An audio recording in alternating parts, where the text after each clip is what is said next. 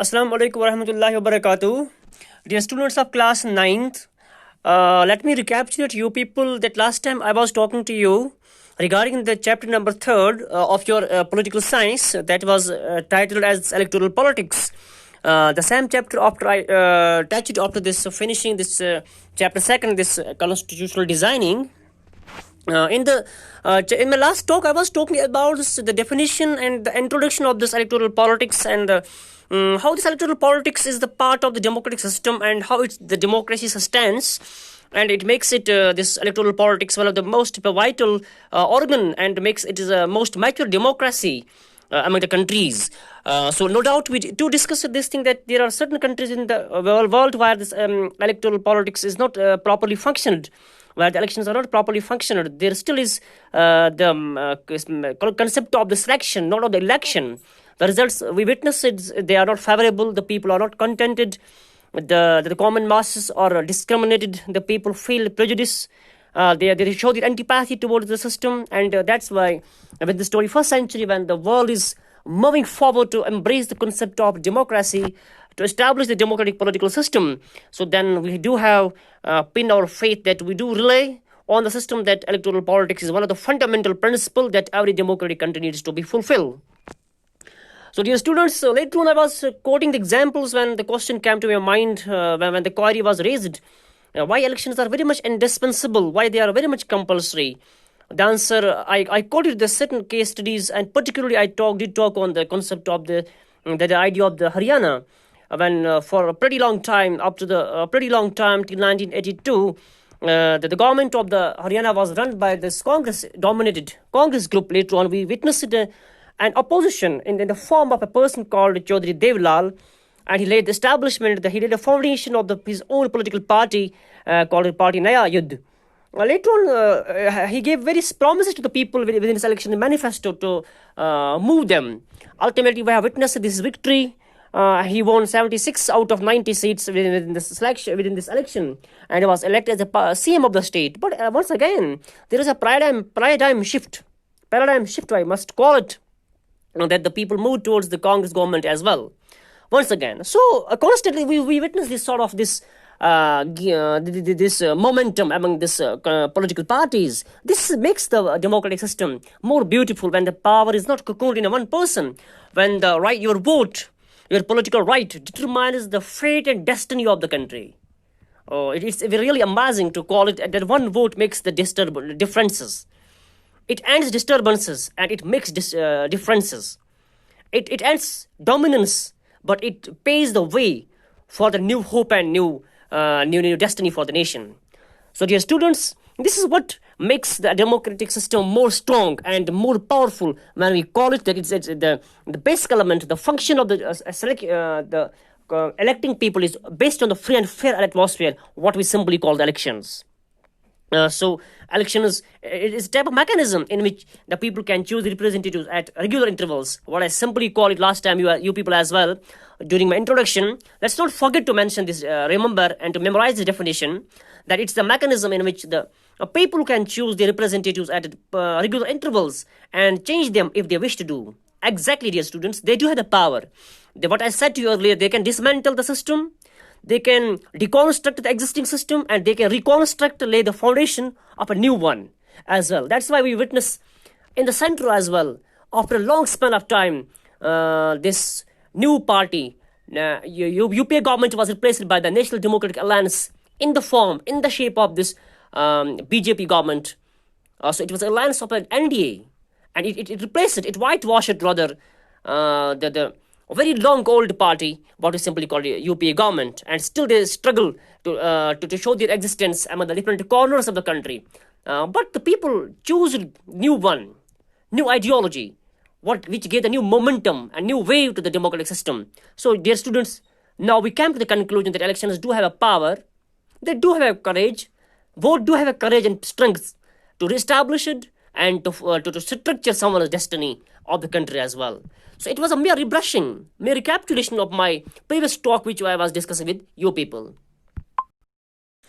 Okay, dear students, now the question comes, the subtopic which I am going to discuss with you people, that is what makes an election democratic. Now the question comes, do you feel that, do you reckon that the elections which we are conducting on a regular basis, that these elections are democratic in nature? They are free and fair from the foreign pressure and the foreign threats? What are the ingredients that, what's the rod, what are the benchmarks that makes an elections that they are free and fair, that they are democratic in nature? Dear students, the first of all, let me tell you one thing here that's very compulsory to discuss. When you talk about the right to vote, when we talk about the voting right, when you talk about the right to vote, it's a political right. What we simply call it's a political right. Means the Constitution of India gives you the right that every citizen of India having the age of 18, not more than less than 18, he or she is having a right to cast his vote in favor of his own choice, in favor of her own choice, without any bias, without any pressure, without any pull, and without any force. So it's a political right. Every individual can exercise this right the way we are having economic rights to get the complete salary, to have the complete wage. Same is the case. We are having this political right. So every individual of the country is having a right to utilize, to establish, to use this right to choose his leader for the nation, for the country. So simply we can call it that it's the right to suffrage. We simply call it the right to vote, or we can call it right to suffrage. Dear students, we can call it right to suffrage or right to vote.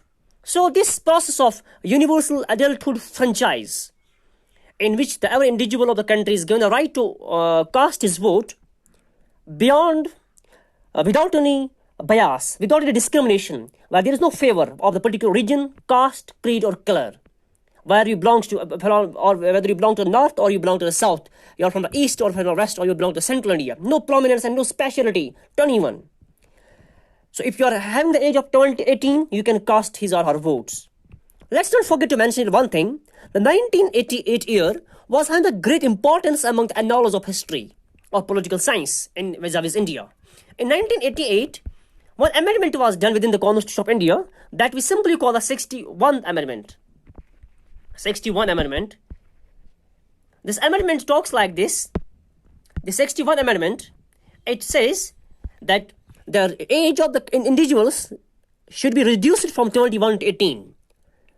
The point, let's not forget to mention and stress here this point, the age of voting age in India was reduced from 21 to 18 in 61 Amendment of the Constitution of India, 1988.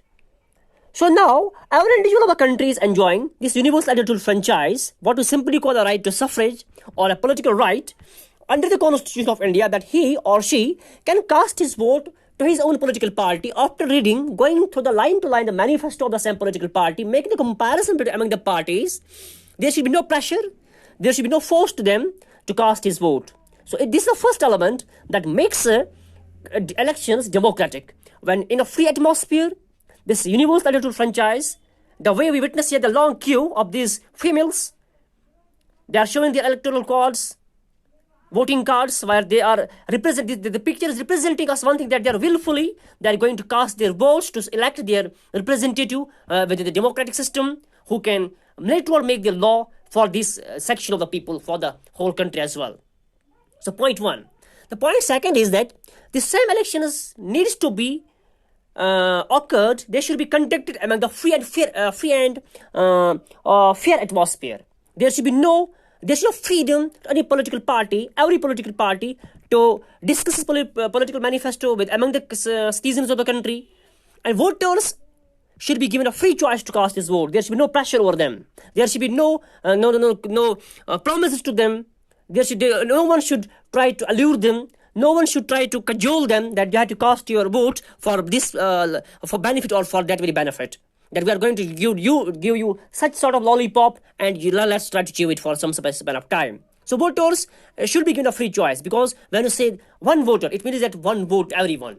And the value of the one vote is equal to everyone. If Narendra Modi is casting a vote, the value of his vote is equal to the vote cast by me. Cast by any Tom, Dick and Harry, cast by any common man. The vote cast by Sonia Gandhi ji and the Manmohan Singh ji, anyone who is casting the vote, that's having the equal, carrying the equal capacity and the this strength as the vote cast by a common man of the same village. Okay, dear students, now the point comes that now we do have the concept like the free political movements, framing of the political parties, forecasting the votes, and no compulsion and no force over the voters to cast their votes in favor of their own political choice, where they can exercise this right to vote. And now the second point is that makes this elections democratic, that is, the elections to be conducted on the regular basis, on the regular intervals. For example, if we are talking about this Lok Sabha election in the country, so we conduct elections for after every 5 years. So we conduct elections within the country. No doubt, although there was no, we conducted them on the regular basis, provided there is some sort of inconvenience any time, but we can delay. But the mostly we are going to conduct elections on the regular intervals. There's a fixed tenure for conduct elections. So regular interval system is one of the element that makes this thing clear that the country of the election system within the country is democratic in nature. So if the elections are not conducted smoothly on the time, on its regular basis, on its regular interval, so that there is definitely a doubtful finger towards the democratic functioning of the election system within the country. So dear students, though these 3, 4, 5 points makes this thing clear that if any country where these things are implemented in its letter and spirit, then we can claim that this election of the particular country is conducted in a free and fair atmosphere and a democratic way, and the nature of the elections is it's completely this democratic in nature. So if we talk about the country India, dear students, let's have a quick glance toward the screen. Can anybody among you will tell you what is the name of this machine? It's EVM. We call it EVM, means electronic voting machines. Prior to this, we do have the concept of the ballot box, which was early last time within the screen, the last slide on the screen. But this time, we are having this EVMs. So electronic voting machines, the way we have the digital concept now, the information technologies, the digital system is engulfing the whole world within this lap. Same is the case, this voting was to bring complete transparency plus accountability within the system. We have introduced the concept of EVMs, electronic voting machines, and they replaced this ballot box concept. In a simple, prior to this, we were casting the votes, the citizens were casting the votes for the representatives by putting the letter or the voting stamp within this ballot box. There was a sort of discrepancy. There was a sort of apprehension and a threat of this lack of this transparency and the accountability. So that's why now we do have this concept of EVMs, electronic voting machines, that through electrically we are casting our votes. The first time they were used in 1998 to 2001 in India. 1998 to 2001, the first time they were used. Later on, since 2004, they were used in a proper way in an assembly elections and state elections as well. So that nowadays, to have the smooth functioning of the democratic system within the country, to maintain this accuracy, transparency, accountability, all those things, all these best features of the democratic elections. So that's why the government of India has decided that my voter he has to only one thing, he or she has to only do one thing, has to click on his button where there is a symbol. Let's have here the look. It's a button here, and on the same button you will see from the upside there's a symbol of the political party. For example, if there is a hand or there's a loads, so the candidate wants to cast his vote in favor of this political party or that very political party, he simply has just to have a single click, and a single click can lock down the destiny of a ruler. Exactly, a single click can lock down. It can control the destiny of a particular person, and there is no apprehension and threat. We can conduct elections through a very transparent and a very sufficient mode. Okay, now after EVMs, now the question comes, sir, dear students here. Now, sir, do we feel that this political competition with the political parties, whether we are having the regional parties at a local level and we are having the parties at a national level as well. So every time we witness a competition. Now the question comes from the analytical point of view, do we feel that this political competition, the healthy political competition, is it compulsory? Is it necessary within the country? Or it's having any drawbacks? So dear students, let's discuss pros and cons. What are the different pros and cons of this political competition? The moment we talk about this healthy political competition within the country or within the state assembly elections as well, do you reckon that there is a sort of inconvenience, or this healthy political competition will lead some sort of clash, confusion and chaos among the states or among this harmony within the country? First of all, let's see the bright side of the coin. That's like this. We witness the political competition among the constituencies. What's constituency? It is the smallest unit of the political system, the election. Smallest units, where the individuals are casting their vote within for their own assembly elections. The way we witness, we are having our own constituency Handwara, constituency Langate. We are having the different constituencies as well. In every country. So there is a political rivalry sometimes. It's healthy political competition. But this political competition is very compulsory. Because the moment there is a political competition, it means that it can give birth, it can choose a representative who is the best voice for the voiceless section, who is the best representation. It's not one-dimensional figure.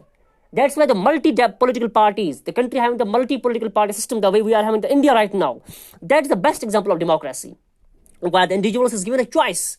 They're opting, they're clicking their button for the apt candidates. And this is definitely the sort of the competition among their manifestos as well. If I am going to do this for the section of the community, if I am going to do this thing among these coming 5 years to boosting the universal education, to universalize education. So what the next party is doing? How he is talking about these common mans?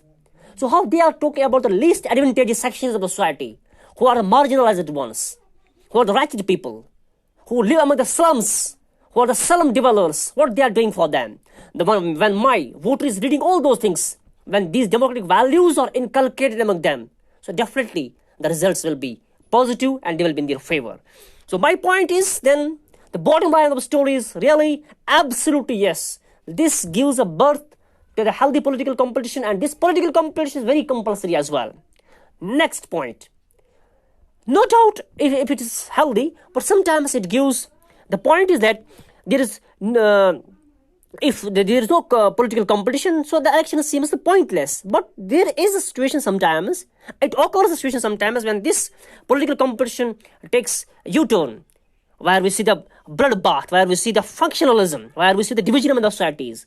But that division, that functionalism, that chaos, that disunity among the society, that disharmony among the society needs to be addressed with the passage of time.